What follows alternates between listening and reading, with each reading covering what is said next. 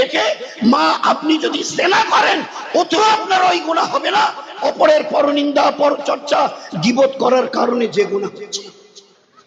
আমাদের কাছে এর কোন জবাবই নেই যে গীবত কত বড় গুনাহ, পরনিন্দা কত বড় গুনাহ। তো নিজের জবানের হেফাজত, আল্লাহ জবান দিয়েছে একে অপরকে সালাম দাও, বাড়িতে বাচ্চা বাচ্চাদের বারবার সালাম দিয়ে এদেরকে আদত বানাও।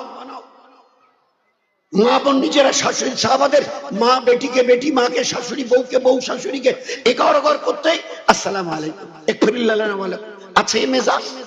বাচ্চাদেরকে কোথায় কোথায় আল্লাহ আল্লাহ, এবারটা আল্লাহ বল, হাতে কিছু দিয়ে আগে বিসমিল্লাহ বল, মুখে দিবে অথবা বাচ্চার হাতে দিবে আগে বিসমিল্লাহ বল, আগে বিসমিল্লাহ বল। একটা 1 বছরের বাচ্চা দাঁড়িয়ে পেশাব করছে, দৌড়ে গিয়ে মা দৌড়, না বাবা না না না, এভাবে দাঁড়িয়ে যদি পেশাব করো আল্লাহ রাগ হবে, আমাদের বাড়ির বরকত কেড়ে নেবে। একটা মেয়ে 1 বছরের পূব পশ্চিম দিকে মুখ অথবা পিছন করে পেশাব পায়খানা করছে, মা দৌড়ে গিয়ে জড়িয়ে ধরে বলছে, না মা না না, পূব পশ্চিম দিকে মুখ করে পেশাব পায়খানা করলে না আল্লাহ রাগ হয়, আমাদের বাড়ির বরকত কেড়ে নেয়। 2 দিক বাদ দিয়ে অন্যদিকে মুখ করে পেশাব পায়খানা করতে হয়, শিখিয়েছি। আমাদের বাড়িতে কেউ এলে গেলে সাহাবাদের মায়েরা বলতো, তোমার নানু আসছে, খালা খালু আসছে, যাও গিয়ে সালাম দাও। 1-1.5 বছরের বাচ্চাকে আমরা শেখাতে পেরেছি। 5, 6, 8, 10, 15 বছরের মেয়েটাকে বলতে পেরেছি, বেটি আল্লাহ তোকে ঈমান ওয়ালি বানিয়েছে, ঈমান ওয়ালি।